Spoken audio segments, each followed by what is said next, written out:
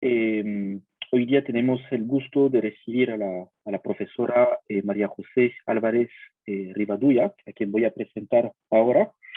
Eh, María José eh, tiene un doctorado en sociología por la Universidad de Pittsburgh, en Estados Unidos, y también ha hecho su maestría en la misma disciplina, la misma casa de estudios. Eh, María José es profesora asociada de sociología en la Universidad de los Andes desde el año 2015. Lidera el área nueva de sociología en esta universidad, que incluye ya una opción y una maestría.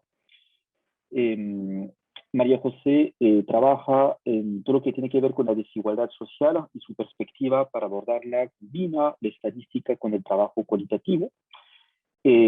Quisiera también agregar que es autora del libro Política de los Márgenes, en inglés Squatters and the Politics of Marginality, que trata sobre la política, la historia política de la ciudad informal en Montevideo. María José también ha trabajado y publicado sobre segregación residencial, barrios populares e intervenciones urbanas, vivienda social, tolerancia, la desigualdad en diversos contextos. Trabajó también sobre clases medias, guetos de riqueza en comunidades cerradas y más recientemente sobre relaciones interclases sociales a partir de la entrada de estudiantes de clase trabajadora a la educación superior, en particular a partir del crédito condonable Ser Pilo Paga, que cambió por varios años la composición de clases de estudiantes en universidades de élites. Bien, entonces, María José, en nombre del grupo de profesores organizadores del ciclo de conferencias, primero te agradecemos por tu tiempo y bueno, es un gran honor recibirte hoy día. Te vamos a escuchar durante unos 45 minutos, si te parece bien. Voy a pedir a todas y a todos los participantes apagar su cámara y también apagar su micrófono, ¿no? Y bueno, y después de la exposición de María José tendremos una ronda de preguntas, comentarios, ¿no? Durante varios minutos. Muy bien, entonces, nuevamente, muy buenas tardes a todas y todos. Muchas gracias, María José, y ahora la palabra es tuya. Bueno, mucho gusto estar ahí, me gustaría realmente estar ahí. Tuve la oportunidad de ir hace unos años como parte del consejo consultivo, creo que es que se llama, el proceso de acreditación, del comité de acreditación, no sé cómo se llama ahí. Tengo varios amigos ahí, siempre me encanta ir a Lima. Entonces, esta es una manera triste de estar hoy ahí, pero una manera al fin. Con las posibilidades que nos da la virtualidad. Posiblemente sería muy difícil tener todos estos coloquios que hemos tenido la posibilidad de tener como intercambiando países, pero no deja de ser muy loco. Esta mañana di una clase en Cali y yo como, o sea, tiene uno como una especie de esquizofrenia y ahora en Lima sin lulada, sin comer rico, sin la lulada y la salsa de Cali y sin la comida y los amigos de Lima. Pero bueno, es lo que tenemos y no deja de ser buenísimo poder estar hoy ahí en sus casas, en la universidad, en sus oficinas, en sus teléfonos, donde quiera que estén. Entonces hoy les voy a presentar este trabajo que vengo haciendo hace unos años, unos 4 años, 5 ya, que tiene que ver con interacciones sociales entre desiguales en la universidad y que seguro y en las preguntas me encantaría tener sus opiniones. A ustedes los hace pensar en Beca 18 y están bien, porque sí tiene que ver con eso, tiene que ver con la apertura a la diversidad y la inclusión en educación superior en América Latina. Algo importante, y ahí Robin les contó que mi mayor trabajo ha sido urbano y en realidad yo vengo de estudiar segregación, informalidad, mi libro es sobre la historia de la ciudad informal en Uruguay, Trabajo hace muchos años en Colombia, pero soy originalmente de Uruguay. Y ustedes saben, los estudios de segregación tienen que ver con cómo se distribuye la población en el espacio, en particular para mí las clases sociales en el espacio. No soy una socióloga de la educación, seguramente acá en el público haya gente experta en sociología de la educación. Yo no soy una socióloga de la educación, entré a esta discusión desde la discusión de segregación y la verdad es que hay muchísimas similitudes en esas discusiones. Y tanto en la sociología urbana como en la sociología de la educación nos enfocamos casi siempre en casos donde hay desintegración, donde no hay integración. Esta beca, este crédito condonable en realidad sobre el que les contaba Robin y del que les voy a hablar, es una disrupción en un lugar hipersegregado y ustedes deben también tener su propia referencia.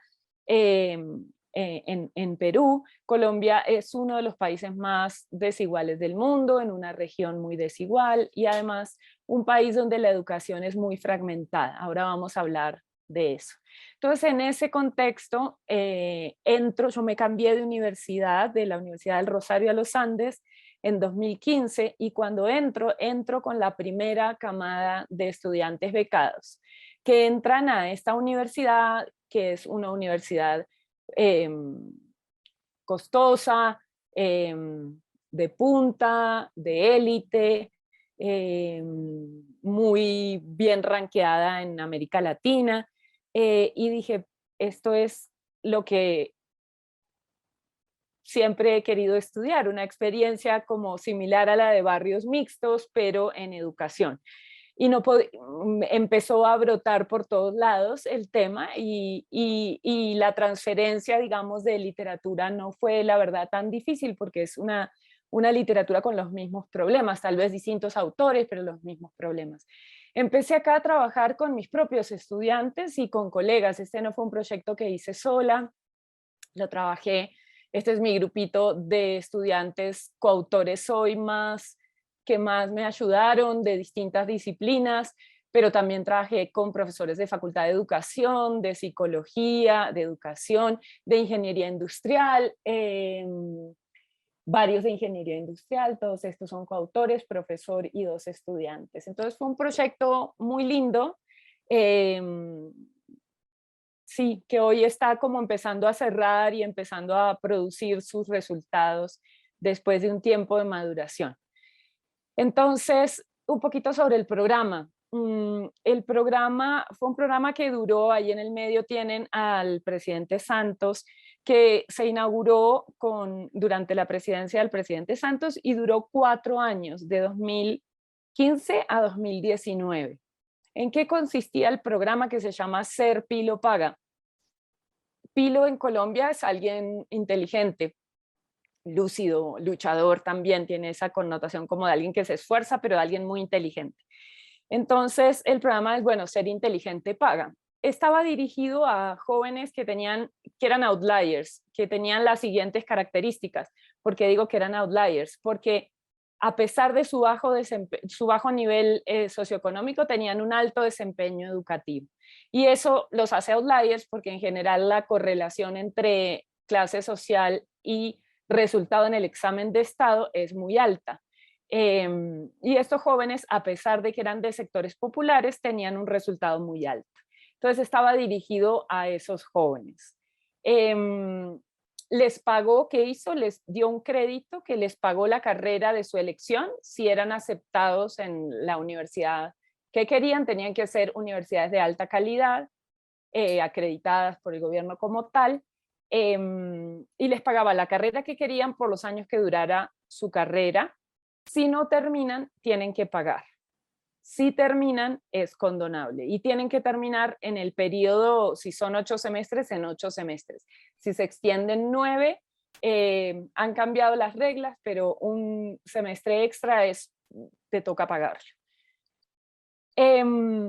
Lo primero que hice, además de empezar a acercarme como profesora y en una especie de observación, en una observación participante que nunca había, creo que siempre había hecho investigación mixta, pero nunca había estado tan involucrada se trataba de mis propios estudiantes y de mi propia institución, y eso ha sido súper interesante. Pero lo primero que hice fue un vuelo como de dron, y participé en la evaluación nacional del primer año para crear la línea de base del programa.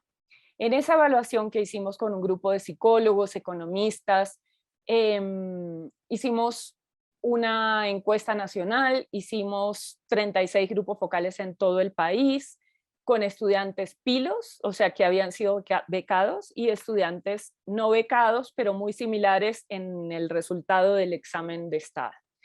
Y lo que vimos es que la beca, por supuesto, pues lo que uno predeciría, hace toda la diferencia. El acceso a universidades de alta calidad aumentó en un 46% la probabilidad de que los jóvenes elegibles lograran acceder a instituciones de alta calidad. Y además, la diferencia de oportunidades respecto a los otros jóvenes era inmensa. Los otros jóvenes, los que quedaban un poquito por debajo del punto de corte, pues no tenían las mismas oportunidades. Eran igualmente muy pilos, muy resilientes, en fin, pero no claramente tenían las oportunidades vetadas. Para ver cuán, y esto seguramente sea muy similar en Perú, es muy similar en nuestros países, cuál es la correlación entre acceso a educación superior de calidad, y ahí hago la salvedad porque la educación superior, como saben, la matrícula ha crecido enormemente en nuestros países. En Colombia hoy está en más del 50% de los jóvenes que pudieran entrar, es decir, que están en edad, que terminaron su educación media, entran. También la deserción es muy alta, pero la entrada a educación superior varía mucho, y educación superior de calidad aún más, varía mucho según clase social. Este es la tasa de acceso a instituciones de educación superior acreditadas por estrato socioeconómico. En Colombia hay una división administrativa en estratos del 1 al 6, el 1 es el más bajo, el 6 es el más alto, y como ven, pues nada, no hay nada nuevo aquí, pero antes del programa estamos en azul y luego del programa estamos en naranja, y empiezan a haber pequeñas variaciones. Suben el porcentaje de personas de estrato 1 y 2 y hasta 3, y baja de 5 y 6, porque esto también sube el estándar con el que hay que entrar, el puntaje de entrada. Y algunos de estratos 5 y 6 quedan por fuera. Si miramos, digamos, si miramos así, decimos, bueno, el programa tuvo un impacto muy chiquito, claro. Si miramos en el número de bachilleres que se gradúan, el impacto es pequeño, pero se trató de 10.000 jóvenes por año, becados durante toda su carrera por 4 años. Entonces, fue un programa, digamos, que en el total de estudiantes puedes no ver grandes impactos, pero fue realmente grande para los jóvenes que eran elegibles, es decir, pobres con alto rendimiento educativo. Aquí se ve solamente los que el 10% superior en el examen de estado, y aquí sí se ve el gran cambio. Aquí hay un enorme salto. Antes del programa les iba muy bien a estos, pero no podían acceder tanto, y hay un gran salto aquí, y aquí también se ve ese mismo salto. ¿Sí? Bien. Entonces, estamos hablando de un programa masivo basado en principios meritocráticos, digamos, en el examen, no solamente en cuotas, sino en cuotas mezclado con excelencia educativa, y estamos hablando de un contexto extremadamente desigual y fragmentado. Entonces, el programa propone una ruptura en ese sentido. La mayor parte de los estudios se han enfocado en entender lo que entendimos en la evaluación nacional, en el acceso y en los impactos en términos, digamos, macro del programa. Mi intención es, esto se los conté, el contexto, mi intención es enfocarme en efectos menos intencionales del programa, pero que también me parecían importantes, que es el efecto en las relaciones de amistad. Y ahora les cuento por qué esto es importante. Para mostrarles un poquito el zoom en el contexto que yo estudié, esta era la composición antes y después del programa. Antes del programa, de vuelta, como les conté, los estratos en Colombia dividen a la población en niveles socioeconómicos. Los 1 y 2 son los de menos recursos, los 5 y 6 los de más recursos. Se trataba de una universidad primariamente de estratos 5 y 6 y 3 y 4, pero la presencia de estratos 1 y 2 era muy bajita. Algunos papás endeudados, algún hijo de un funcionario, alguna beca, algún crédito, pero no era para nada el tercio de la matrícula que fue en algunos semestres de los 4 años que duró el programa. Entonces, la pregunta teórica mía era similar de vuelta a la pregunta urbana sobre estos temas. ¿Qué sucede cuando los desiguales se juntan? Y la verdad es que existen dos posibles respuestas teóricas cuya realidad empírica es efectivamente una pregunta. Entonces, puede ser que haya más segregación. Hay casos y hay teoría que muestra que por afinidades, por brechas de capital cultural y económico, por homofilia, los estudiantes tienden a juntarse con personas iguales a ellos en términos de clase. También que hay discriminación, microagresiones, microclasismos. También la literatura de psicología social, bien interesante, habla de señalización y preferencias inconscientes de clase que llevan a la homofilia. Entonces, en los estudios de Coté, por ejemplo, hay cosas súper interesantes sobre cómo en ciertos experimentos capturamos clase muy rápidamente, y me gusta la gente que es parecida a mí en términos de clase muy rápidamente. Y por otro lado, tenemos otra teoría que puede sustentar una posibilidad o una hipótesis de integración.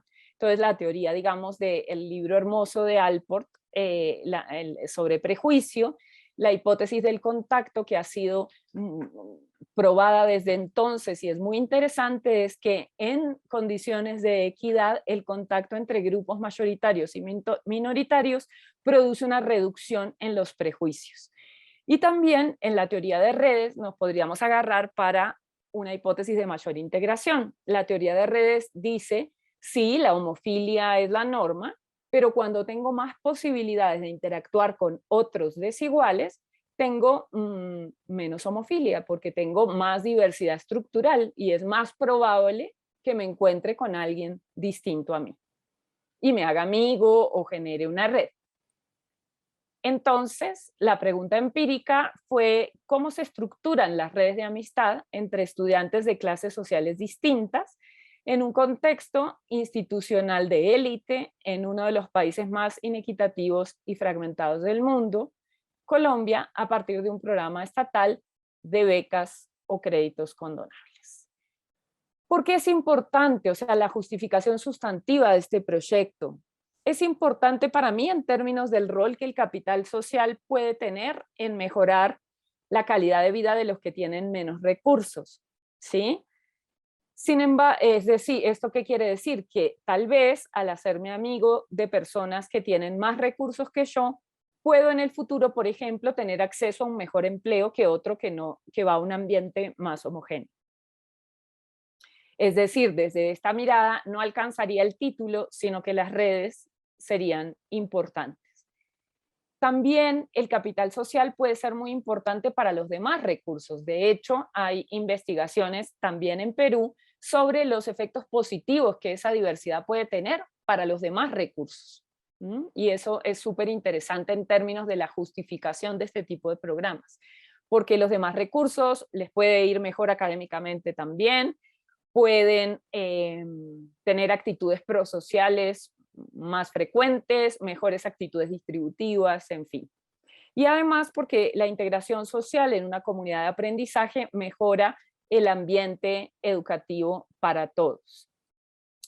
¿Qué métodos usé? Lo voy a poner así como con una figura. No sé cómo llamarlo, le puse para presentar una etnografía mixta, ¿sí? Digamos que la perspectiva fue etnográfica, fue de recoger toda la información que pudiera estando con personas en lugares, en un lugar específico durante mucho tiempo, pero también incluí técnicas cuantitativas. Entonces hice una encuesta de redes en 2 momentos en el tiempo a estudiantes de 4 carreras distintas en su primer año y en su segundo año. Hice entrevistas que estaban anidadas en esa encuesta, es decir, por ciertas características de los resultados de la encuesta, elegí entrevistados y les hice una entrevista a profundidad. Luego hice otras entrevistas menos sistemáticas, no anidadas, que fueron surgiendo por bola de nieve entre mis estudiantes, como casos que aparecían para contar la historia una vez que yo empezaba a presentar estos resultados. Y muchas observaciones y discusiones de mis trabajos con estudiantes, con profesores, que también me dieron una información muy rica. Y que también tuvo muchos desafíos éticos, ¿sí? En términos de responsabilidad. Las horas de cuidado de este proyecto fueron enormes, porque el involucramiento con los estudiantes fue muy grande y porque eran estudiantes que tenían situaciones de vida difíciles, precarias, donde tocaba hacer muchas cosas que nunca había hecho en trabajo de campo. Podemos hablar más de esto después. La encuesta entonces era a 4 carreras, como les dije, y en esas 4 carreras les preguntaba por todos los compañeros de su carrera que habían entrado con ellos, y les preguntaba, ¿usted estudia con fulanito? ¿Ha ido a la casa de menganito? ¿Es su amigo? Así de todos contra todos, 2 veces en el tiempo, como les digo. En la entrevista, voy a pasar esto en alto, en la entrevista les preguntaba mucho más a profundidad, por ejemplo, sobre la misma pregunta, ya no lo restringía solo a los de su clase, sino que les decía, ¿quiénes son tus amigos de la universidad y cómo son ellos? Pensemos en los 3 más cercanos, cómo son, tienen algún tipo de beca, qué haces con ellos, has ido a su casa, ha ido a la tuya. Entonces, tengo las redes desde las 2 perspectivas, la quanti y la quali, y a partir de la entrevista quali tengo toda la trayectoria educativa, familiar, experiencias en la universidad, expectativas a futuro. Resultados, entonces. Hoy elegí presentarles como una síntesis de los resultados quanti y quali que van ahora, hasta donde voy, que están ya mandados. Hay varias cosas que ya salieron y otras que están enviadas a revistas. ¿Están los estudiantes becados menos integrados a redes en la universidad? Una posibilidad muy sustentada por la literatura es que los estudiantes becados se sienten como sapo de otro pozo, decimos en Uruguay, se sienten muy solos y aislados, y que eso afecta enormemente su rendimiento educativo. Tienen menos posibilidades de interactuar porque, por ejemplo, trabajan y no tienen tiempo, viven lejos, en fin. Entonces era una hipótesis en donde uno podría perfectamente encontrar que tienen, por ejemplo, menos amigos. ¿Qué encontramos? Tanto los amigos que nominan como los amigos que los nominan a ellos son iguales al de el número de amigos es igual al de las otras clases sociales. Cuando uno analiza la red con medidas de centralidad, uno ve que los de bajo nivel socioeconómico nominan aproximadamente en promedio 7 personas, entre 7 y 8 que son sus amigos, y no hay diferencias significativas con los de clase media y con los de clase alta. También uno podría pensar, bueno, ellos sí creen que son sus amigos, pero es que nadie los llama a ellos amigos.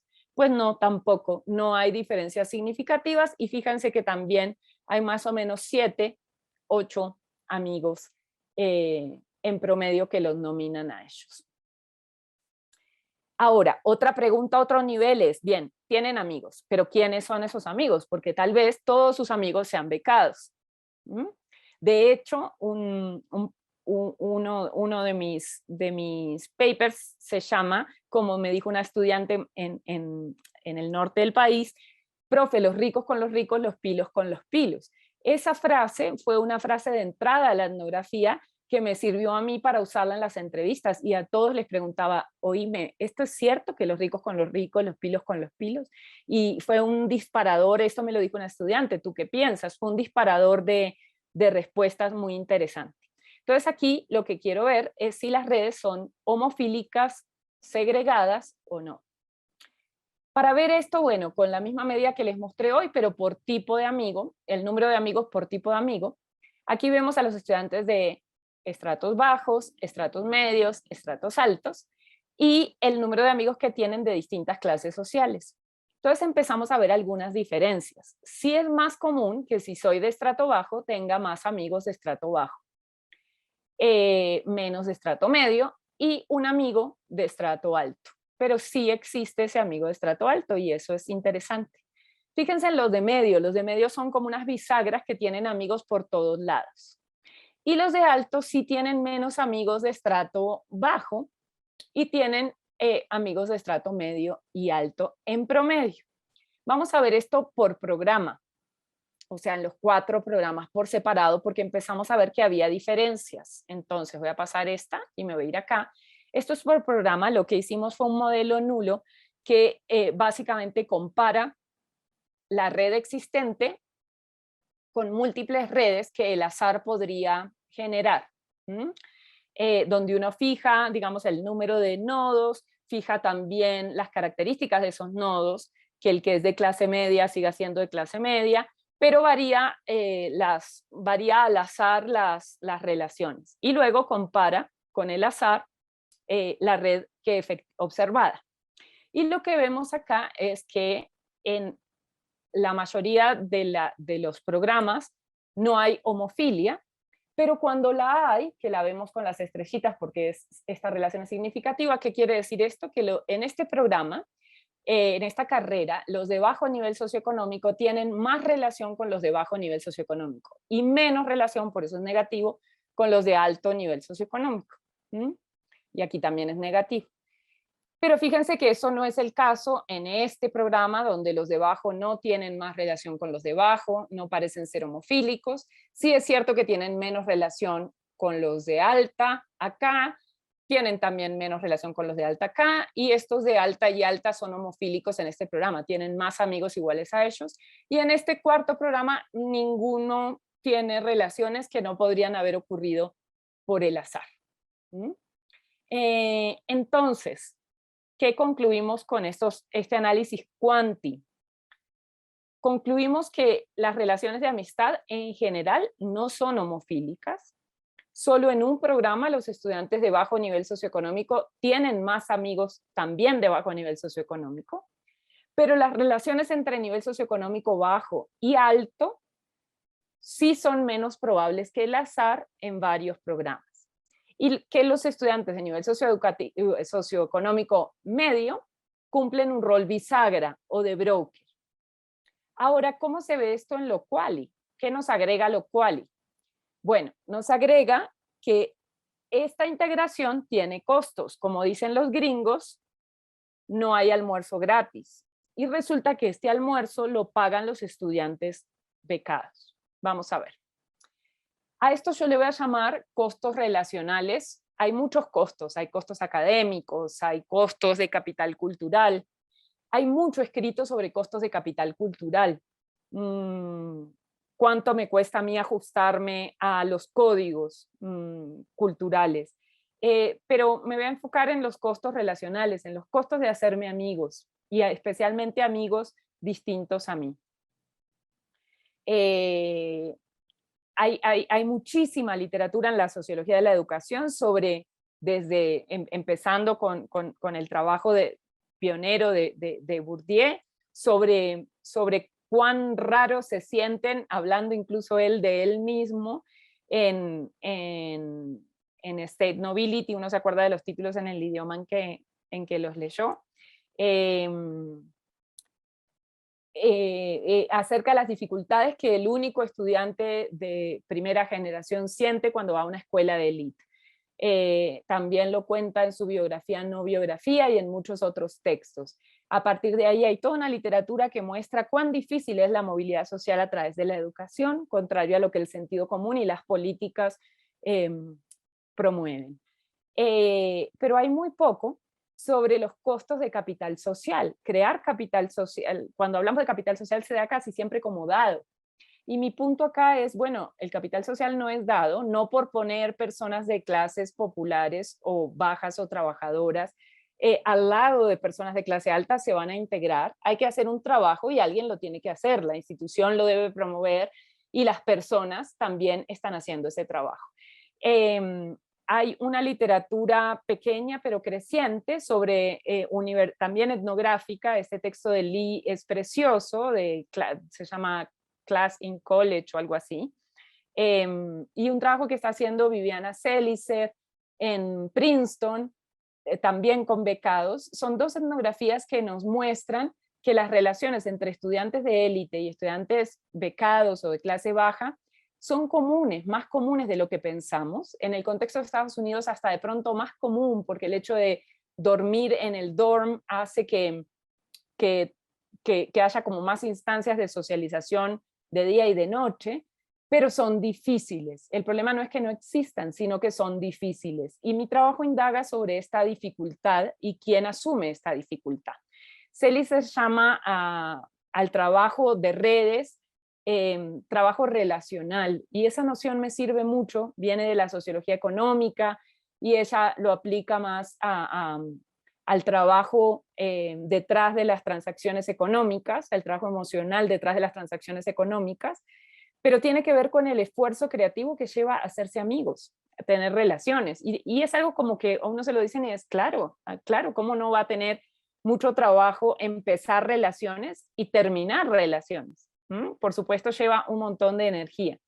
En este caso, lo que argumento es que los estudiantes becados se sienten outsiders en un ambiente al que entran y que es un ambiente de élite, y son ellos los que tienen que hacer el trabajo de integrarse, porque las instituciones siguen más o menos igual y las expectativas son las mismas que las expectativas que teníamos los profesores y administrativos sobre el rendimiento y la vida social de los estudiantes de clase media y alta.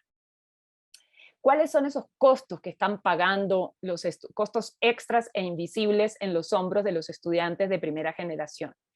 Primero, recalibran la desigualdad. Entonces, una de mis estudiantes que he seguido, bueno, después fue mi asistente, bueno, la he seguido durante todos estos años, ya se graduó, me dijo un día cuando estaba en primeros semestres, profe, no puede creer, los ricos también escuchan reggaetón, me invitaron a un fin de semana y también mi profesor de sociales me había dicho que solo escuchara música clásica, y resulta que llego a la primera fiesta y además de darme besos y decirme diminutivos y ser todo el mundo muy amable, también escuchan reggaetón. Entonces, aprender esta frase encierra muchas cosas, y esta fiesta y este paseo, eso pueden leer la viñeta en el texto en español que tengo en la revista Desacatos, una revista mexicana que se llama Los ricos con los ricos, los becados con los becados, para hacer un poco trasladable la frase que me dijo la estudiante a gente que no es de Colombia y no entiende la palabra pilo. Ahí empiezo con una viñeta etnográfica que muestra este caso de esta chica que una amiga de clase social más alta la invita a una fiesta, pero como vive tan lejos, entonces tiene que ir el día antes, quedarse a dormir, van a la fiesta y al otro día la amiga de clase alta la invita a su colegio. Hay una fiesta en el colegio y la invita a pasar el día en el colegio, y esta chica dice, no, todo el colegio era de goma, si los niños se caían no les pasaba nada, o a uno le tocaba rasparse las rodillas. Tenían salón de ballet, salón de arte, salón de debate, y la sorpresa que tenía al ver un colegio de élite, los baños, las baldosas parecían de oro, cada uno tenía su locker, su casillero, a nosotros nos tocaba sacar la maleta al recreo para que nadie nos la robara, era el césped amplio, tenía un salón de debate, todo esto parece de mentiras, tenían de todo. Entonces esta sorpresa, cuyo tono es lo más importante, es como descubrir, no es que no supiera que era pobre y que su amiga era más rica y que Colombia era un país desigual, es el tamaño de esa brecha y ponerle cara a esa brecha, lo que la sorprende a esta estudiante y a otros tremendamente. También recalibran la desigualdad en términos académicos. Yo era la mejor de mi colegio y ahora soy promedio, porque claro, acá vienen todos estos de colegios bilingües y pues ya no soy la mejor, mira, me toca remarla, ¿no? También hay unos costos y unas barreras en esas relaciones desiguales de capital económico. ¿Cómo me voy a hacer amigos si no puedo pagar el almuerzo en el lugar a donde van a almorzar, ¿no? Si no sé cómo vestirme, y ahí tienen mientras hablo una entrevista. Si para almorzar pagan lo mismo que yo tengo para toda mi semana. ¿Mm? Si vivo lejos, en ciudades tan segregadas como las nuestras. Si me voy en el transporte público y todos los demás se van en un sistema de carpooling y yo ni siquiera estoy en ese grupo de WhatsApp, y así estuviera, pues todos van para el norte y yo voy para el sur. Entonces no me sirve. ¿Mm? También hay barreras de capital cultural para hacerme amigos. Entonces, esto de las afinidades y de la homofilia la mezcla entre actitudes personales y clase social que no se ve, que es muy inconsciente, pero donde yo clasifico a las personas como gente que me gusta y que no me gusta, y ahí yo digo que es por su personalidad, pero en realidad hay muchas cuestiones de clase, ¿no? Entonces esta estudiante me decía, yo me siento mucho más cómoda con Elkin que con Daniela, una amiga de clase más alta. He ido a la casa de Daniela, me he quedado en su casa, estamos mucho juntas, pero ella habla de viajes, con ella nunca voy a almorzar. Con Daniela todo es más académico, pero no recochamos, no molestamos, no jodemos, diríamos en Uruguay, no nos reímos. Con Elkin almorzamos siempre, tenemos las mismas preocupaciones como dónde vamos a trabajar cuando salgamos. ¿Mm? También hay otra barrera que tiene que ver con los miedos a la discriminación. No ha habido casos de discriminación abierta, o por lo menos no muchos de ellos. Es políticamente incorrecto discriminar, el ambiente ha sido amable a la recepción de estos estudiantes, pero el miedo a la discriminación y la presencia de microagresiones que activan esos miedos, una microagresión activa la defensa, pone a la persona a la defensiva de todos los demás, sí existe. Los relatos sobre el día de la inducción, la primera semana están llenas de miedos, luego esos miedos van pasando, pero cualquier microagresión despierta esas inseguridades y esa vergüenza de ser un becado. Por ejemplo, el caso de Daniel, que no quiere que se sepa que es becado, se compra ropa más costosa de lo que puede pagar, se endeuda, se lacia el pelo para que no le quede el pelo crespo. Quiero que piensen cuando me miren, me dijo, él paga. Las estrategias para lidiar con estos costos y aún así hacer amigos de otra clase social, como vimos que sí sucede, son dos: o camuflaje o exposición. El camuflaje es el más cómodo, que es, bueno, paso de agache, no quiere decir que mienta, a veces miento, a veces reservo información, me visto, me mimetizo, soy camaleónico, empiezo a aprender qué tengo que aprender y me manejo bien en este ambiente. O la exposición, no, mira, no puedo pagar eso de almuerzo porque eso es demasiado para mí. Eso implica tener una conversación incómoda con el otro, o pedir prestado, exponer mi clase, me provoca una conversación que es incómoda para mí y seguramente sea incómoda para el otro. Por eso es una estrategia que pocos usan, que tiene que ver con exponer la situación de clase y las diferencias. No estoy diciendo que los estudiantes de clase alta no hagan un trabajo relacional también, por supuesto lo hacen. Y es muy interesante ver cómo a veces ajustan su consumo para poder salir con el otro, se vuelven más empáticos, salen de su zona de confort. Sin embargo, su posición social no está en juego en ese trabajo relacional. Y los estudiantes de clase media, por su parte, son ese guía cultural, como diría Annette Lureau, que muchas veces les enseñan los códigos de vestimenta, de comida, de lugares, a los estudiantes becados para integrarse al ambiente de las universidades de élite. Para terminar, ¿qué nos deja este caso? Bueno, creo que nos deja vaso lleno y vaso vacío. Primero, las posibilidades de interacción entre desiguales, es decir, en sociedades tan desiguales como las nuestras, este programa masivo y meritocrático generó unas interacciones que en el contrafáctico no hubieran ocurrido nunca, nunca se hubieran encontrado estos jóvenes. No solo se encontraron, sino que generaron relaciones sociales interclase que nunca hubieran ocurrido. Esto, sin embargo, tiene costos ocultos de la movilidad social. Muestra esos costos ocultos que son ocultos, invisibles y desproporcionadamente puestos en los hombros de quienes están en vías de movilidad ascendente. Es importante ver en el futuro cómo se integran al mercado de trabajo y cuán real es su movilidad social. ¿Por qué es importante? Porque como podemos comparar universidades más de élite con universidades más homogéneas, podemos ver si efectivamente ir a una universidad de élite y pagar los costos de integración social que ello supone, luego paga en el mercado de trabajo, o no, o da igual ir a una universidad más heterogénea que una más de élite, y entonces, ¿para qué ponerse a pagar esos costos de movilidad que para algunos son muy traumáticos? Finalmente, creo que el caso nos muestra que los estudios multimétodo son muy útiles para el análisis de redes. Si yo hubiera hecho solo el análisis cuantitativo, no hubiera visto los costos. Y si hubiera hecho solo el análisis cualitativo, no hubiera visto las relaciones interclases que la encuesta me permitió ver. Porque en las entrevistas, lo que las personas más priorizan es las dificultades de relacionamiento. Pero luego, cuando tienen que pensar en amigos concretos y contestar sobre sus compañeros, se ven muchas más relaciones interclase que lo que la entrevista le da a uno. Entonces, dejo por aquí y abro para preguntas, comentarios.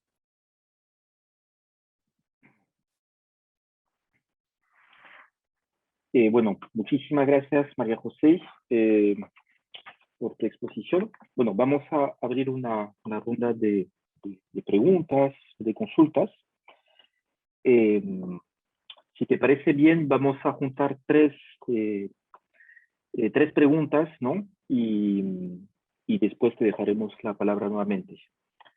Bueno, no sé quién se anima primero para iniciar este espacio.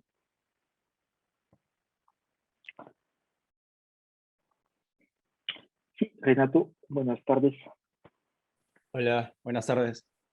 Yo tenía como pregunta de que acá, por ejemplo, en Lima hay instituciones de etiqueta social, como hay una que es como la institución de Frida Holler, no sé si así se llama, creo que sí, y que son esas instituciones donde enseñan a las personas a cómo comportarse, a cómo comer, a cómo hablar, cómo vestirse, y de distintas formas, si viene desde edades de niños y niñas hasta adultos y adultas.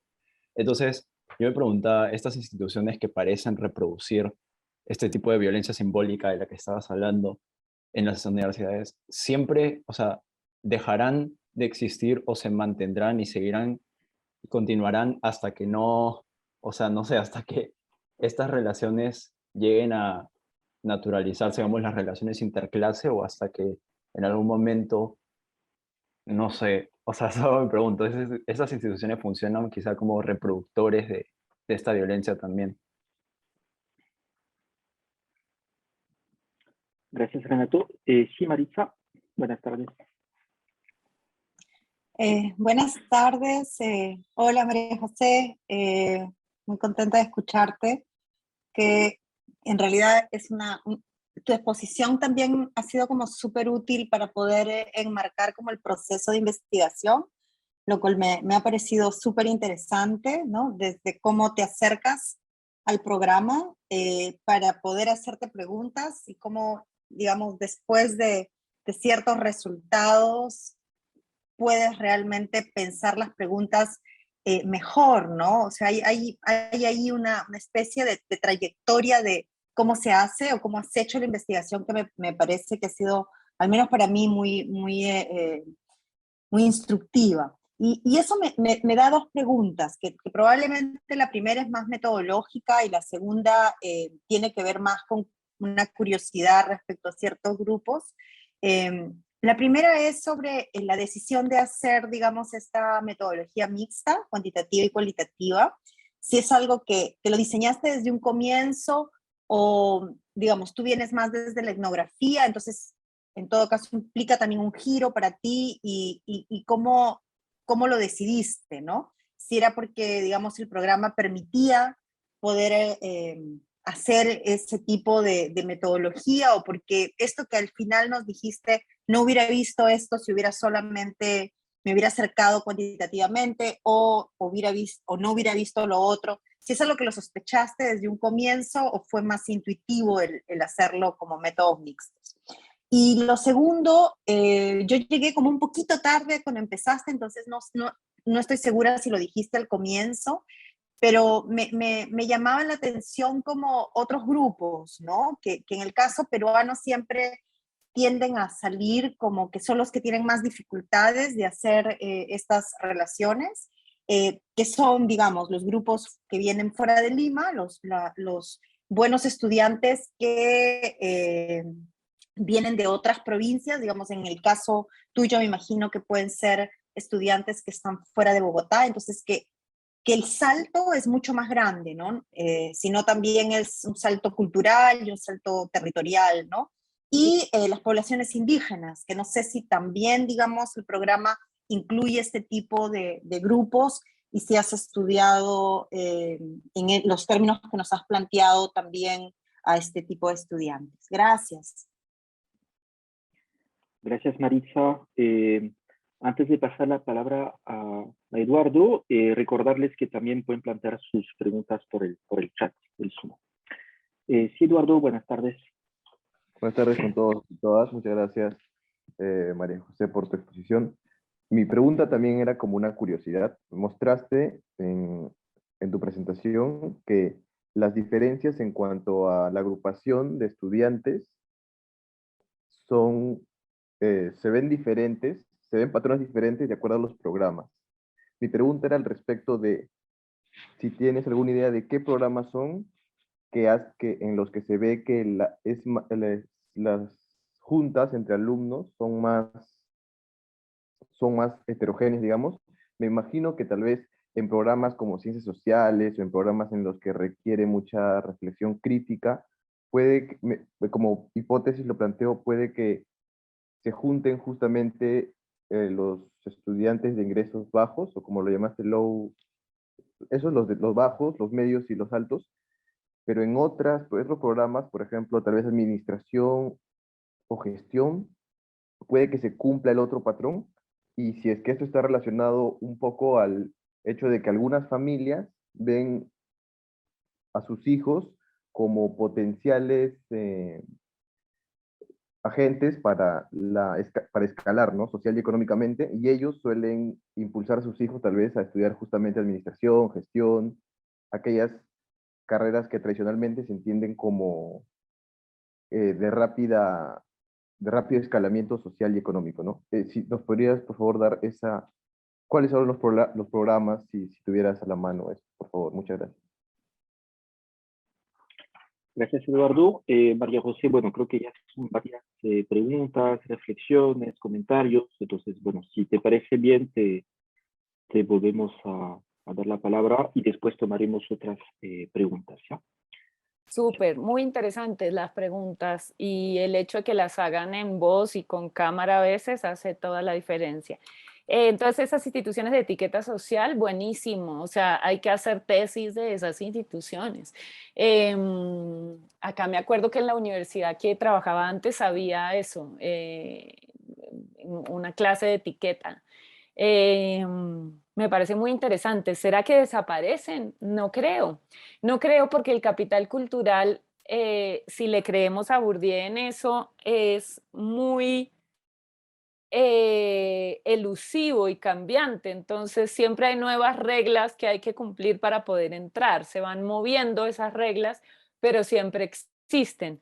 Entonces, bueno, interesante ver qué suceden si es que nuestras sociedades se vuelven más igualitarias, porque todavía es que no está pasando, ¿no? Estos son programas que tienen, como les mostraba, un impacto en la población elegible, pero no un impacto en Colombia ni en Perú que sea como visible realmente en términos de bajar el índice de Gini, que de hecho está sufriendo en toda la región un retroceso con la recesión y la pandemia. A las preguntas de Maritza, ¿por qué mixta? Porque por una decisión como personal, me divierte, me gusta, no sé, pienso así. No todos tenemos que hacer métodos mixtos, no los defiendo como la única opción, nunca defendí nada como la única opción metodológica, sino porque a mí me parece divertido y es mi forma de pensar. Entonces no puedo pensar en la ciudad informal si no veo un mapa, si no veo una serie de tiempo de en qué año se formaron esos barrios, ni puedo solo quedarme con eso y no ir a ver, señora, usted por qué vive aquí, cómo llegó y cómo consiguió la luz. Lo mismo acá, no puedo ver segregación residencial si no miro un mapa y no puedo verlo tampoco sin entender por qué la gente se muda a esos lugares. No puedo, no me creería a mí misma solo con los datos de la encuesta, ni me creería a mí misma, me da curiosidad, es eso. Me da curiosidad, me divierte, me dio la oportunidad de trabajar con ingenieros industriales que se colgaron con el proyecto y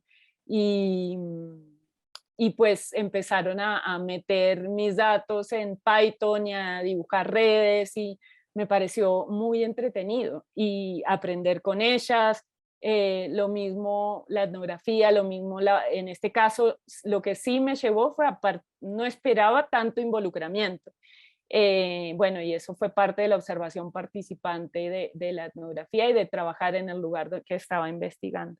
Pero básicamente es que me parece como divertido y no podría pensar de otra forma, pero no porque crea que es la mejor forma de hacer investigación, ni mucho menos, sino porque es mi forma.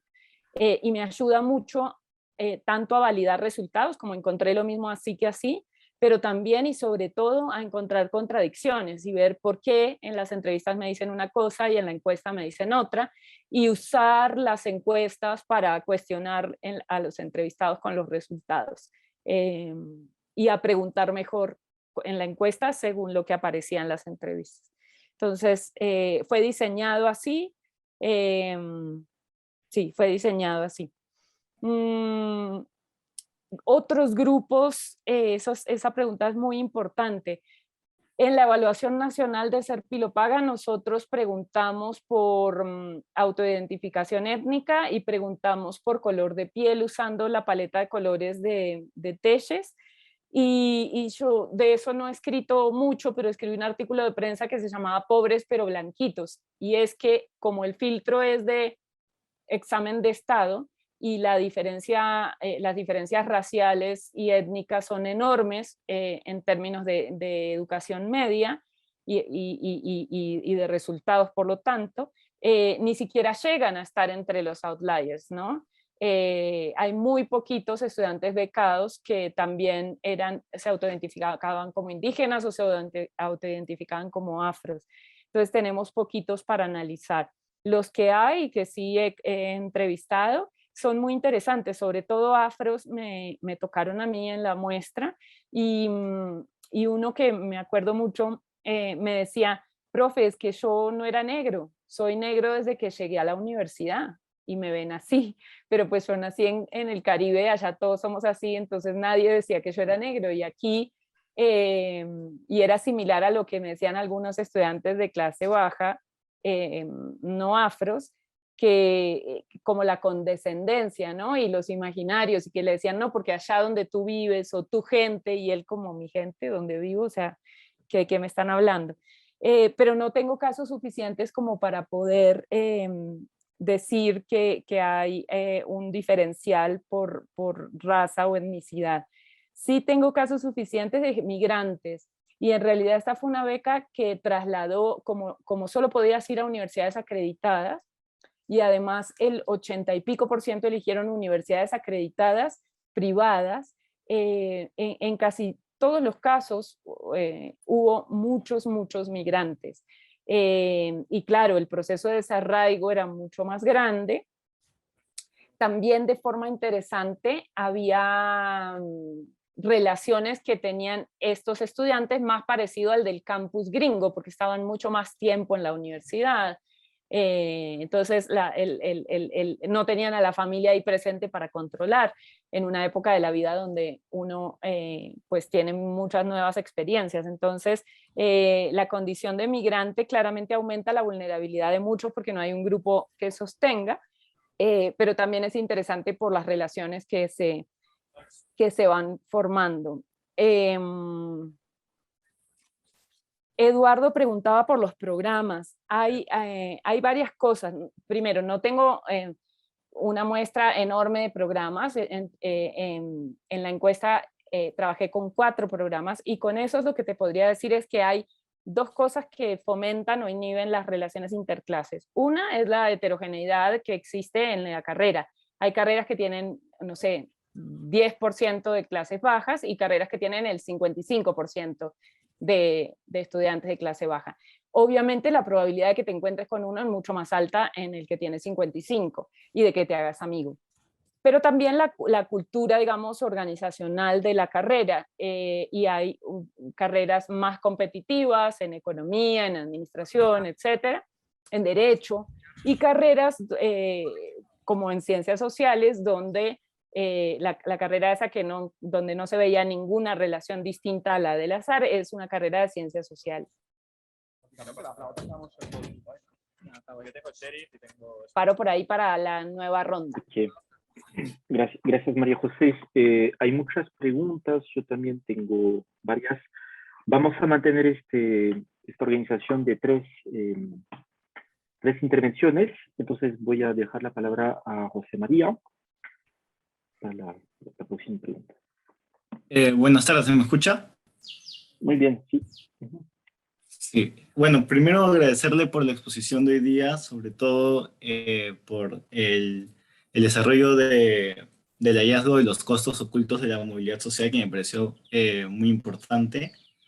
Y bueno, mi comentario va por el lado en el que usted habla del trabajo racional de los estudiantes, de alguna forma más pudientes hacia sus compañeros becados. O sea, menciona que hay presencia de un trabajo racional en donde estos estudiantes más pudientes pueden acceder a consumos diferentes, más cercanos a estos estudiantes becados, sin que su posición social esté en juego. Y esto me vino, y cuando usted mencionó esto, me vino a la mente la idea de Goffman, de la cara, y de cómo los estudiantes becados de alguna forma tratan de ocultar que son becados, tratan de acceder a consumos diferentes, a formas de vestirse diferentes para ocultar esto, y de alguna forma de esa forma están defendiendo su cara, están trabajándola, y los estudiantes más pudientes acceden a consumos diferentes a los que normalmente deberían acceder, porque pueden hacerlo sin que su posición social se vea en juego. Mi pregunta es, ya la posición social no se va a ver en juego porque es un tema más complejo y no se va a mermar de cierta forma por el hecho de acceder a este consumo de su compañero becado, pero en el momento en que el becado trata de ocultar que es becado, es que hay un prejuicio hacia los becados, y en el momento en que este estudiante más pudiente se relaciona con el becado, no estaría de alguna forma poniendo en peligro su cara. Esa es mi pregunta. O sea, ¿usted qué encontró en base a eso, en base al estudiante que está haciendo un trabajo racional y se relaciona con este estudiante becado? ¿También hay un prejuicio hacia este estudiante o no lo hay? Esa es un poco la duda que me vino a la mente.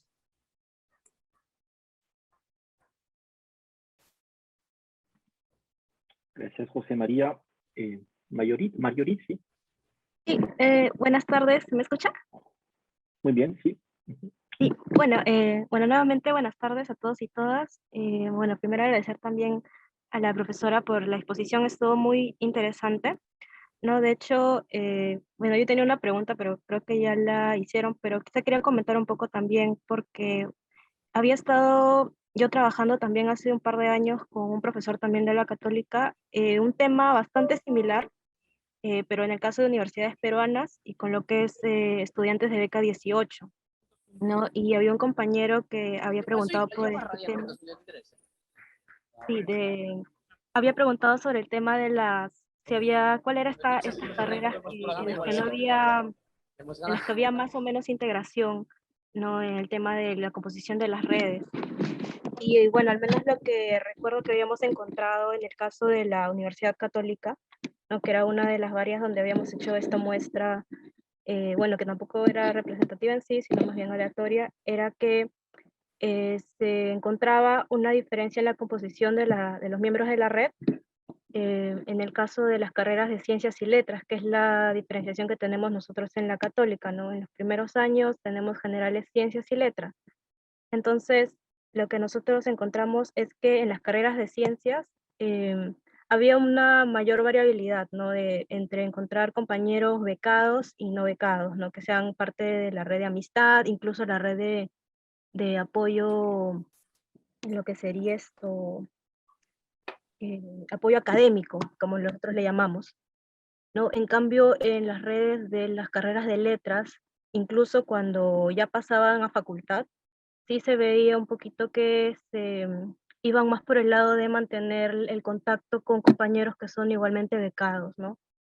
Entonces, sí nos poníamos a pensar los motivos, ¿no? Tras eso, y como mencionó la profesora, uno tiene que ver quizás por el tema, ¿no? De la competencia, ¿no? Que de hecho a veces nosotros sentíamos que en ciencias había la necesidad un poco más de pedir ayuda por la dificultad que hay en la misma carrera, ¿no?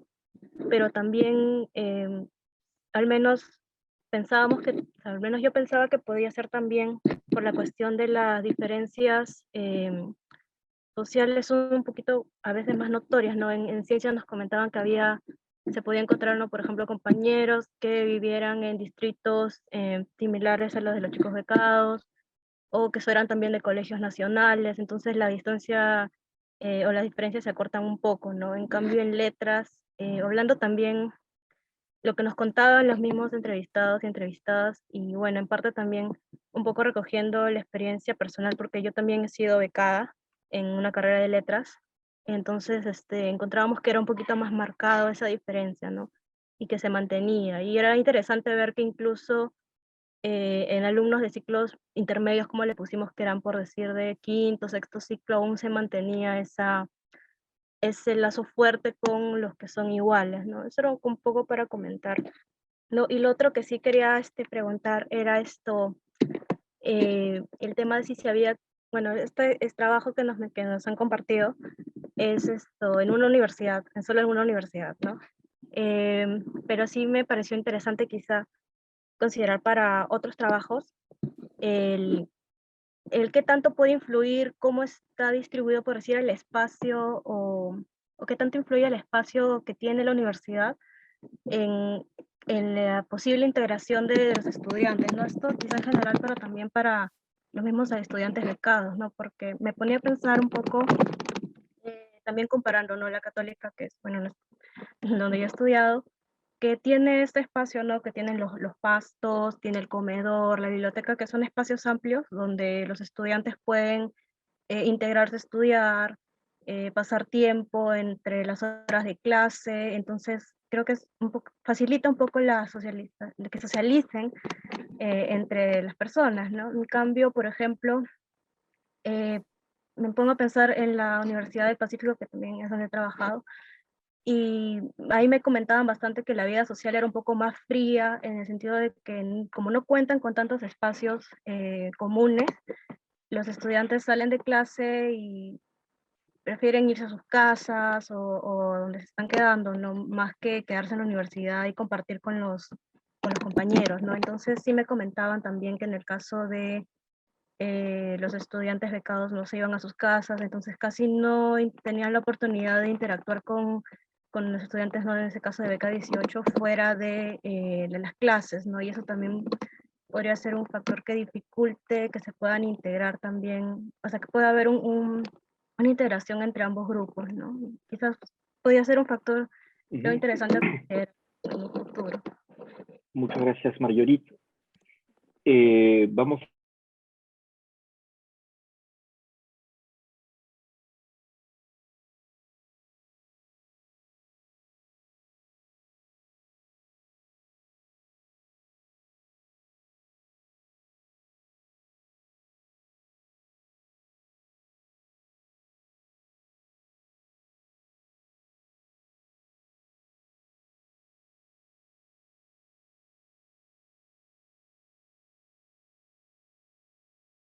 El de José María, me pareció muy buena la conexión con Goffman. Efectivamente hay todo un juego de caras acá, pero digamos, el estudiante no becado que sale con los estudiantes,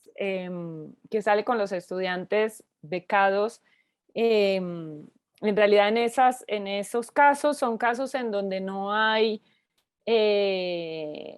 tantas caras, en los casos en que el estudiante no becado reduce su consumo y dice, bueno, vayamos a festejar el cumpleaños de María José a tal lado, y no sugiere una super discoteca, sino como a tomar cerveza en un bar cerca de la universidad.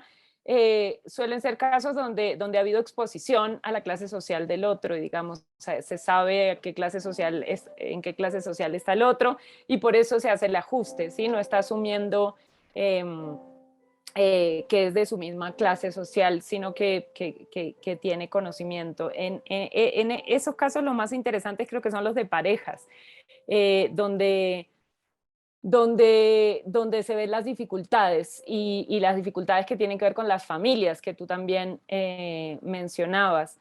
Encontramos algunos pocos casos de relaciones interclase de parejas, y lo que veíamos es la resistencia familiar. En los casos que vimos eran hombres de clase alta y mujeres de clase baja, y la resistencia familiar hacia esas relaciones, que eran posibles pero generaban muchísima resistencia porque la posición social del de clase alta estaba en juego y las familias rechazaban la relación. Marjorie, motivos en diferencia de carreras, bueno, creo que puede haber varios. Hablé de la heterogeneidad estructural, o sea, de la posibilidad de encontrarme con el otro, pero algo importante también es la composición social y la movilidad social de esos estudiantes. Muchos de los estudiantes de ciencias sociales vienen de primera generación también, entonces tienen experiencias muy similares a la experiencia de los becados, entonces es de algún modo más fácil entender sus realidades y conectarse y hacerse amigos, porque hay menos estudiantes de élite que hacen ciencias sociales en general y más estudiantes de élite que hacen carreras de ciencias o ingeniería. Entonces también esa composición social es importante. Y por supuesto la cultura organizacional que mencionaba de la carrera. El espacio, sin duda, el espacio genera más o menos interacción, por eso es que las investigaciones gringas son interesantes porque comparten todos los espacios todo el tiempo y hay más posibilidades de interacción, pero seguro estudios comparados de en qué medida se uso del espacio público en una universidad o en otra, serían muy interesantes.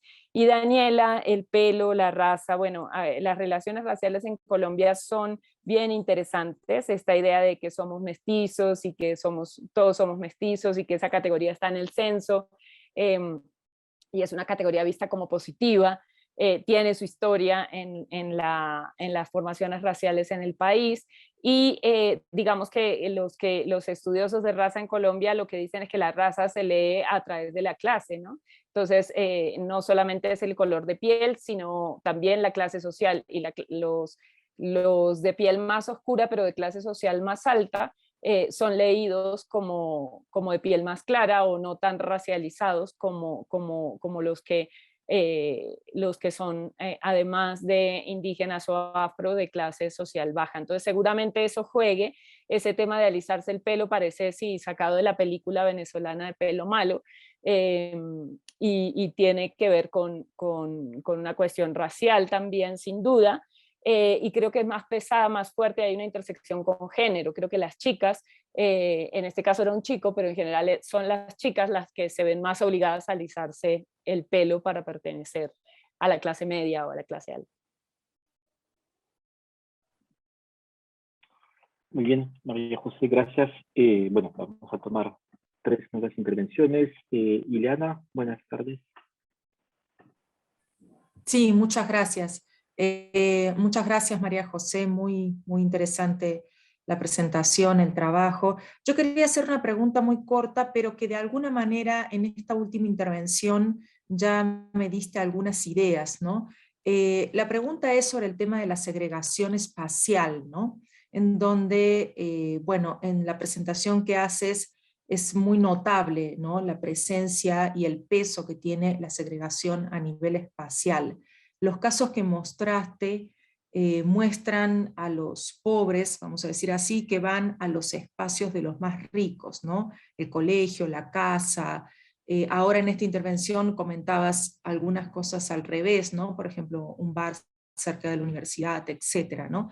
Pero en lo general, en la presentación, vimos casos en donde son los pobres los que van a los espacios de los jóvenes, de los estudiantes de clase media, clase alta, ¿no? Van a esos espacios privados, ¿no? En donde ellos de alguna manera aparecen como invitados.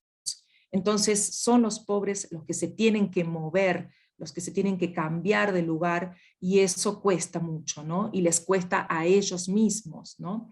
Entonces, de alguna manera, se ve como que la segregación espacial se hace más fuerte en estos programas, ¿no? Pesa más. Los más pobres se alejan también de los espacios posibles donde podrían compartir con otro tipo de reglas, ¿no? Entonces, mi pregunta muy concreta es si tuviste casos de estudio donde estos jóvenes de uno y de otro lado se juntaran en otro tipo de espacios, espacios públicos, o en los que el rico o medio se mueve al espacio del pobre, y si fuera el caso de que se ha dado esto, ¿qué pasa ahí, no? ¿Cómo se mueven las personas? ¿Hay algo que cambia en los resultados que vienes encontrando cuando los pobres son los que están en los espacios de los ricos y medios? Muchas gracias. Gracias, Ileana. Omar, buenas tardes.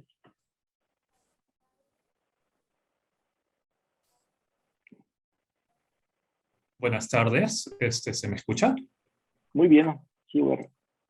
Quería prender mi cámara, aquí está, por no mantener esta distancia, ¿no? que pone la falta de cámaras. Voy a aprovechar que estoy haciendo preguntas y la prendo. Muchas gracias, María José. Muy interesante tu presentación. Tiene lados que nos animan respecto a la integración, lados que nos desaniman un poco respecto a la integración. Había invitado estudiantes de cultura y sociedad, ¿no? Algunas se encuentran presentes acá. Empezamos a leer Homo Academicus hace poquito, así que encajaba perfecto, ¿no? Con lo que has presentado. Yo tengo 2 preguntas, ¿no? Una más o menos que la han avanzado, ¿no? Respecto a la muestra, características que aparecen en esta muestra. Si el color era importante, ¿no? El color es algo que no puedo disfrazar, ¿no? A diferencia de otras cosas que, digamos, uno puede maquillar o hacer que pasen desapercibidas, ¿no? En las relaciones, ¿no? Pero el color es algo que definitivamente es importante. Lo otro es el lenguaje, ¿no? O sea, la forma de hablar, el vocabulario que se usa, las muletillas, ¿no?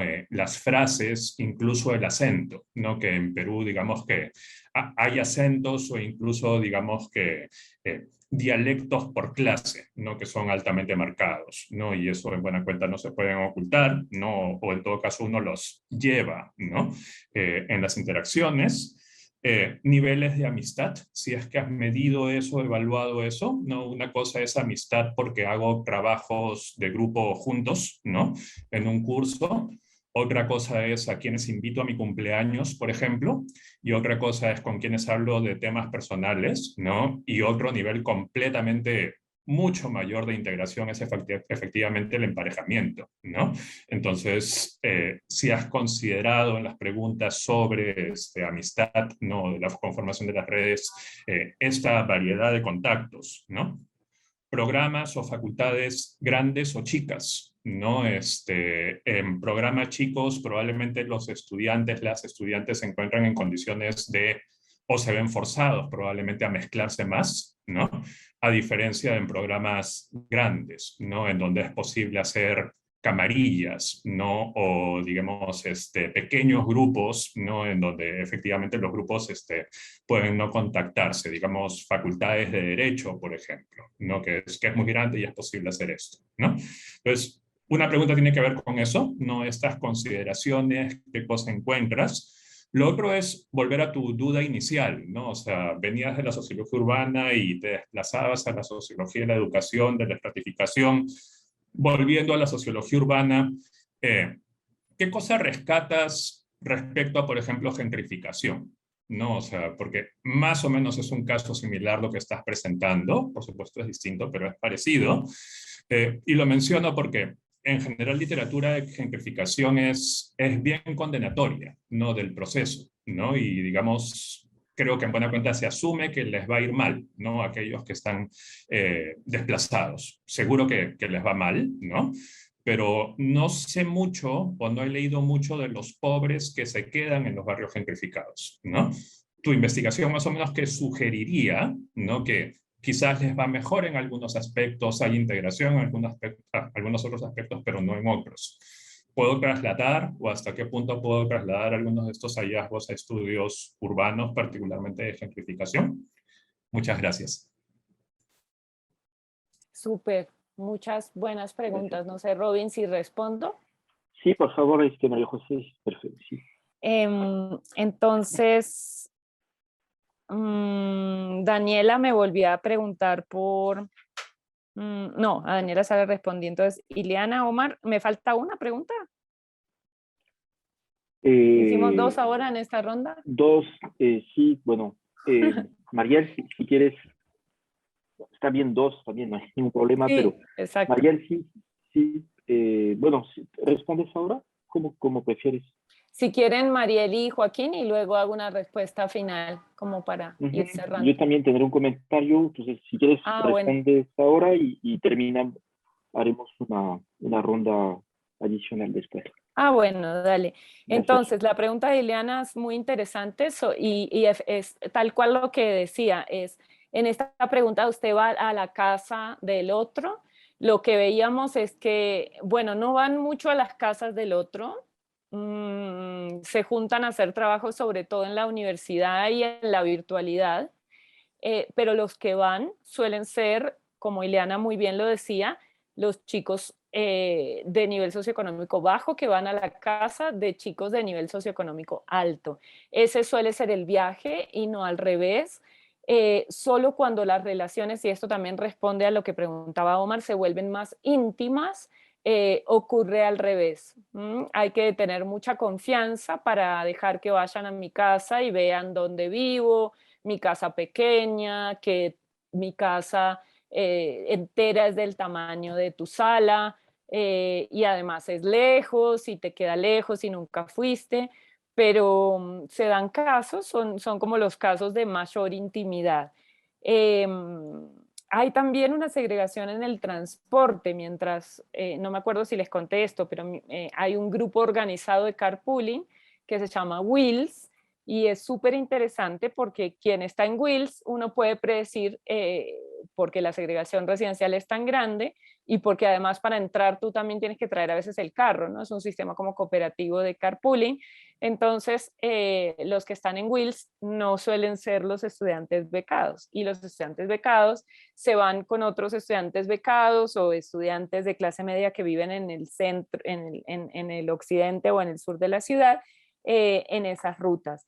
Y como sobre esto hay como dos versiones, entonces, que tiene que ver con las emociones de la movilidad, con las maneras en que se vive la movilidad social. Te cuento dos casos que ilustran esto. Entonces, un caso de un estudiante que vivía en una comuna popular, y ahora vive en el centro de la ciudad que le queda más cerca para la universidad, en la casa de una abuela, y me dice, yo no vuelvo más a Ciudad Bolívar, o sea, allá llego y me gritan, me parecen todos unos ñeros, como una palabra muy despectiva para significar como vulgar y pobre, sobre todo aplicada a los hombres de clase popular. Me parece que hablan duro, tiene también que ver con el lenguaje, la pregunta de Omar. Lo que quiero es sacar a mis papás de allá. Y otra respuesta es otro caso, ese es un estudiante como de la estrategia de camuflaje total, ¿no? Como quiero mudarme, salir de ahí, tener una movilidad social y residencial. Mientras otra estudiante con otro perfil que también, o sea, le ha ido súper bien académicamente, que ha conseguido, ya se graduó un mejor trabajo, pero dice, no me mudo ni loca, yo llego a la estación de Ricaurte de transferencia del centro al sur de la ciudad y me siento en mi zona de confort y siempre quiero vivir por ahí, me siento bien con mi grupo, no he cambiado quién soy. Entonces, esto tiene mucho que ver con lo que mi colega psicólogo dice que eso es problemático desde la psicología, pero desde la sociología se ha hablado de esta idea muy bordosiana de habitus clivé o habitus partido, de esas personas que en el proceso de movilidad ascendente, digamos, rechazan su origen y sienten como una división entre lo que fueron y lo que serán. Entonces, sí, Liliana, segregación no solo residencial, sino de movilidad, y también distintas sensaciones respecto a expectativas de dónde quiero vivir en el futuro y cómo donde vivo impacta la clase social a la que creo y quiero pertenecer. Creo que pertenezco y quiero pertenecer. Entonces, lo del lenguaje, tal cual, Omar, no solo el color de piel de lo que, como les decía, tengo no tanta información, pero la idea ni lo trabajo tanto, pero la idea de mestizajes es importante para tener un montón de grises y de posibilidades de camuflaje y de ser también camaleón en este sentido, tal vez más que en otros lugares, aunque los claros excluidos son los indígenas y los afros del programa.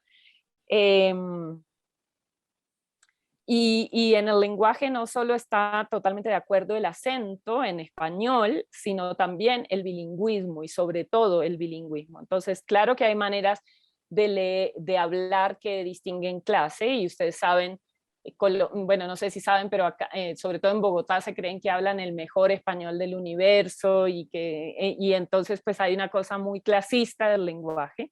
Pero también respecto al bilingüismo, el ser bilingüe claramente te marca como de clase alta y el no poder, y es una exigencia dar examen de inglés, tener conocimientos de inglés, entonces es una exigencia que se muestra y que deja en evidencia a quienes no lo tienen. Los niveles de amistad, sí hicimos este gradiente de si eran compañeros de trabajos o amigos, y en la entrevista indagamos más sobre la naturaleza de esta amistad. Hay más homofilia cuanto más cercano sea la relación, pero desde un punto de vista de capital social, a mí me parece importante que exista algún tipo de relación, digamos, vínculos débiles que me permitan a mí tener información sobre empleos, etcétera, oportunidades. Ya me parece importante, así no seas mi mejor amigo ni mi novio, pero estuviste en clase conmigo, sé que sos muy pilo y te puedo llamar cuando mi tío necesite o cuando aparezca una oportunidad que yo no pueda tomar, ¿no? Entonces, eso me parece importante.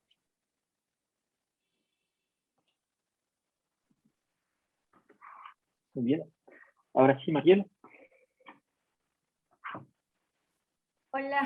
Hola María José, me encantó tu exposición.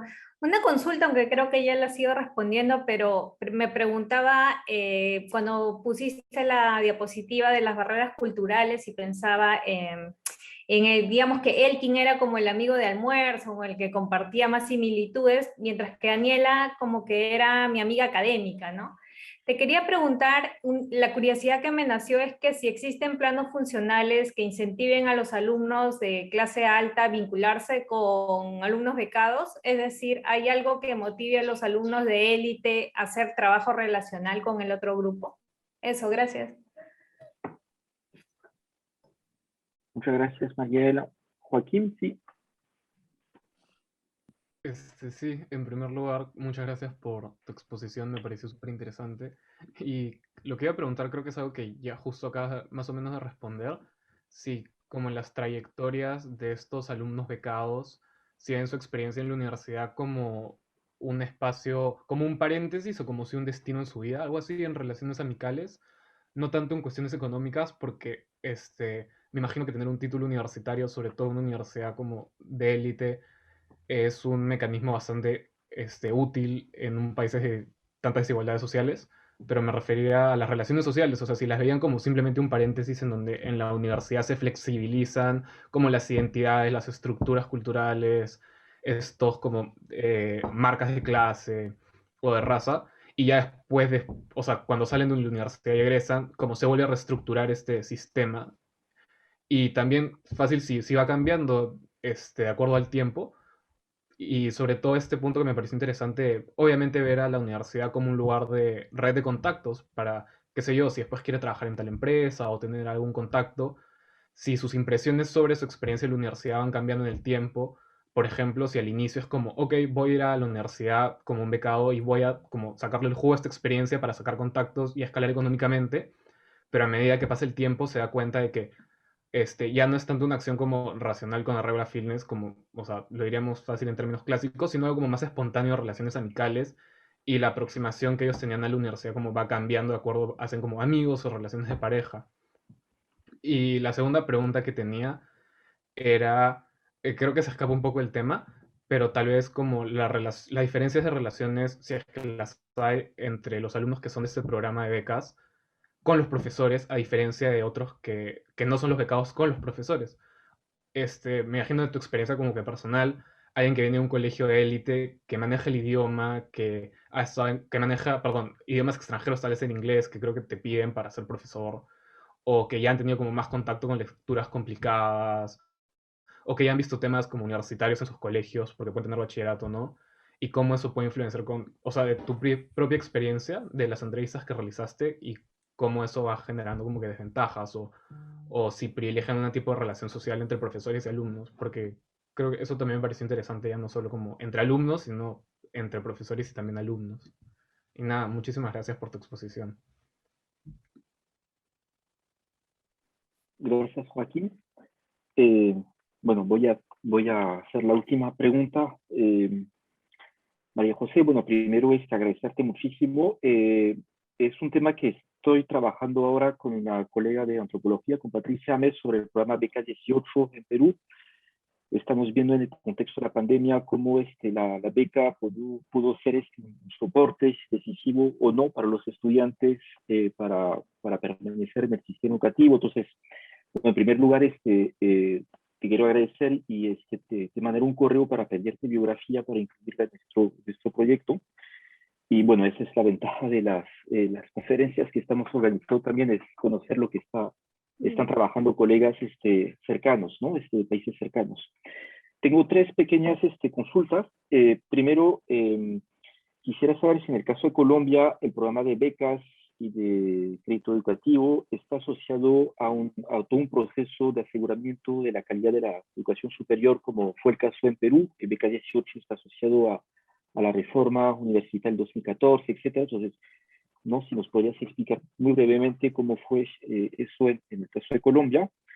Y después sobre los resultados, bueno, me parecen súper interesantes, sobre dos cositas, o sea, sobre el tema de, sería muy interesante saber un poco más, ¿no? Sobre la variable del sexo, saber cómo puedes hacer un cruce de variables con el nivel socioeconómico, pero también con el sexo, de ver si también observas un poco las mismas tendencias en términos de relaciones de género, ¿no? Entonces, eso sería bueno, o lo puedes explicar ahora, o si no, si tienes un texto al respecto.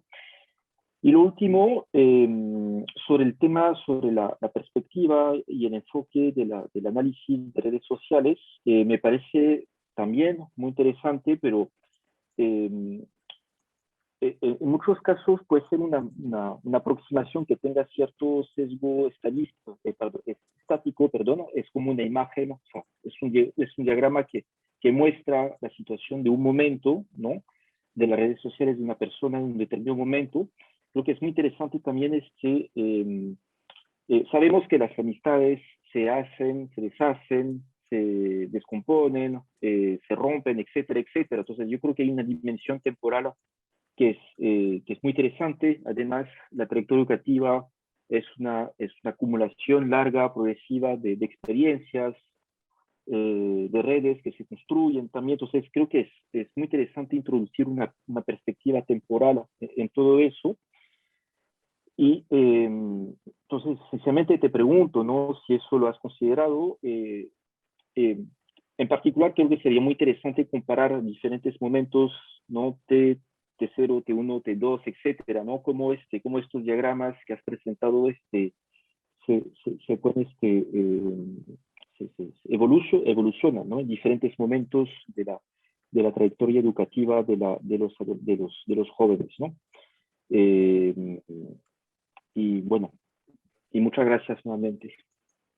No, qué preguntas tan interesantes y qué dicha tener un pregrado en sociología, o sea, toda esa cantidad de estudiantes maravillosos. Nuestro próximo paso es abrir el pregrado, tenemos solo maestría y opción o minor, digamos, así que qué maravilla, esto me estimula mucho. No le contesté a Omar, me acordé ahora lo de gentrificación y voy a empezar por ahí, me parece importante. Creo que hay muchas similitudes y muchos aprendizajes que pueden hacerse, no solo a la literatura de gentrificación, sino de barrios mixtos en general. En realidad esto es un poquito inverso a lo de gentrificación, porque en la gentrificación los habitantes ordinarios son los de estratos bajos y llegan los de estratos altos. Esto es al revés, ¿no? Los dueños del lugar son los de estratos altos y llegan los de estratos bajos.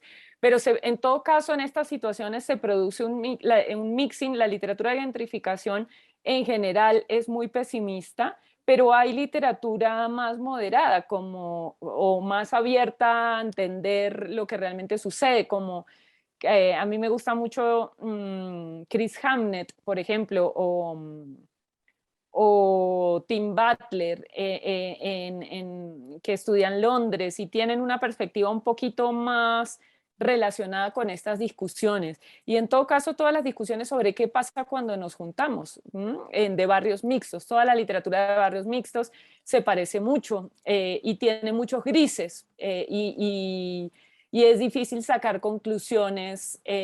Uno sabe que hay un efecto negativo de vivir en un barrio homogéneamente pobre, pero no es tan claro que pasar a ese individuo a un barrio heterogéneo tenga unos impactos en su calidad de vida. Parece ser que sí tiene en la calidad de vida de sus hijos, o al menos eso es lo que sabemos hoy. Pero no sabemos, no hay demasiados efectos en la misma generación en términos de barrio. En términos de educación puede que los impactos sean más altos porque el tiempo de exposición y la equidad de la exposición es mayor que en un barrio. Creo que hay muchas cosas para aprender y para entender y que a mí me lleva a la situación de barrios mixtos. Esa es la literatura con la que creo que puedo volver a dialogar a partir de esto. Y una cosa interesante de la literatura de barrios mixtos es que cuando las diferencias son más continuas, no tan discretas, es más fácil la integración. O sea, cuando la gente se parece más a los que llegan, es más fácil generar relaciones. Cuando se parece menos, cuando son más distantes, cuando hay diferencias migrantes, no migrantes, como en los casos de barrios mixtos en Europa, es más difícil. Cuando se trata de clases medias y sectores populares, es más fácil. O clases medias y élites, es más fácil generar integración entre extremos o personas que se perciben como el otro, es más difícil que entre personas que pueden como mezclarse y puede haber más como continuidad en la diferencia.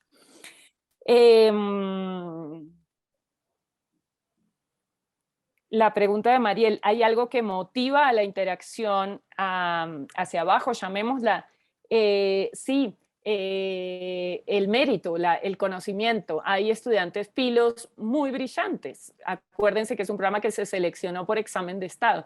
Entonces, el hecho de que mi compañero sea muy brillante hace que pues le voy a preguntar. Ese es un magneto, digamos, en la literatura de redes. El que es muy, muy brillante, pues no importa su clase social, promedio mata clase y me vienen a preguntar. Y ellos lo saben. Y de hecho ese es un capital nivelador en las interacciones. Y dicen, pues yo no le debo nada a nadie, a mí me vienen a preguntar, soy tan pilo como ellos, así que, ajá. Entonces, eso motiva la interacción. Me gustó mucho la pregunta de Joaquín por el tiempo, que de algún modo se parece a la de Robin y ahora la voy a contestar. Pero la primera, si es un paréntesis o es algo duradero, bueno, no lo sabemos porque muchos todavía no se han graduado, pero sí es un paréntesis incluso hoy. O sea, lo que pasa en la universidad no es lo mismo que lo que pasa afuera. De algún modo ellos dicen, las relaciones académicas son más heterogéneas y tiene que ver con la pregunta de Omar, que las relaciones más de amistad más profunda, de las que me van a durar, ¿no? Lo que pasa es que en términos de capital social, ya tener el teléfono de alguien, ya haberlo tenido en clase, haber sabido que le iba bien en clase, puede ser muy importante. Pero seguramente tiendan las redes a volverse, a perderse muchas de esas redes. ¿Qué veíamos en el tiempo? Sí, la mirada de redes puede ser una foto, pero intentamos medirla en 2 momentos al menos en el tiempo. Después no nos dio la energía para seguir, pero lo que veíamos es bien interesante porque a los que consideran amigos dentro de su carrera cambian, o sea, las personas cambian, pero la clase social de las personas que considero amigos permanece en promedio. O sea, si antes tenía 3 amigos, era amigo de Robin, Joaquín y Mariel, pues ahora soy amigo de Omar, Ileana y Maritza, pero entonces esas personas tienen la misma clase social, tengo la misma composición de variedad de clase en mi red. Nos pareció muy interesante porque en un año había un movimiento enorme de quienes estoy considerando mis amigos, pero no variaba la composición social, la estructura de la red.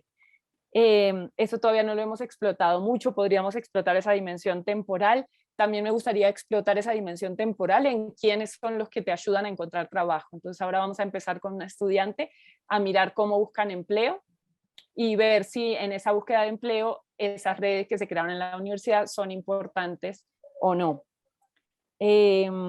Súper interesante el trabajo que están haciendo en pandemia, Robin. Para nosotros el programa terminó, no está atado a la acreditación. Fue un programa de chiripa, como dirían en Colombia, o sea, un programa súper excepcional que salió que se alinearon los astros, pero no duró. Ya cambió, ya se redujo, hoy no existe.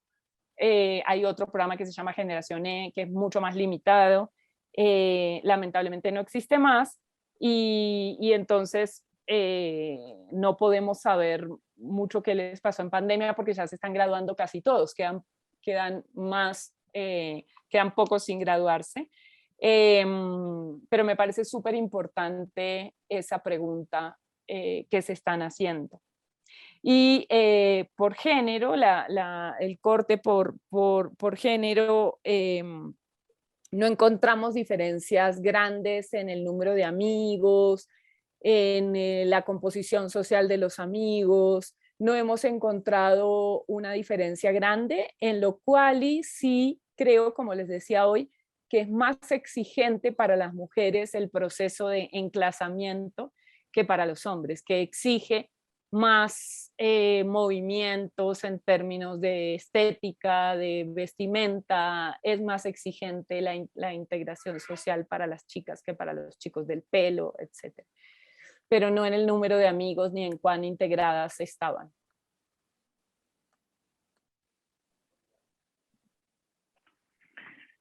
Bueno, de acuerdo, María José, muchas gracias. Creo que ya tenemos hecho muchísimas preguntas, debes estar agotada. Hemos aprovechado muy bien tu ponencia y todo lo que has trabajado sobre el tema. Entonces, bueno, fueron casi 2 horas muy intensas. Entonces, bueno, muchas gracias nuevamente a nombre de del comité organizador de las conferencias de sociología, bueno, junto con Manuel, que está por aquí, director de estudios del periodo de sociología, Maritza Paredes, directora del doctorado que está aquí, y yo como coordinador de la maestría. Entonces, bueno, te agradecemos nuevamente, fue muy interesante, y agradecemos a todos y a todas los participantes. Nos falta una última conferencia para cerrar el año, que será a mediados de diciembre. Bueno, como siempre, recibirán toda la información con anticipación. Bueno, gracias Manuel, gracias Maritza, gracias María José, y muchos Gracias saludos. a todos ustedes, de verdad, un placer. Que la próxima sea en presencial. Claro, ya. Ojalá acá, que sí. allá o en Ojalá. Montevideo. Ajá, claro. Nos vemos. Gracias. Muchas gracias, María José. Muchas gracias. Gracias. Chao, chao. Gracias. Muchas gracias. Hasta luego. Hasta luego.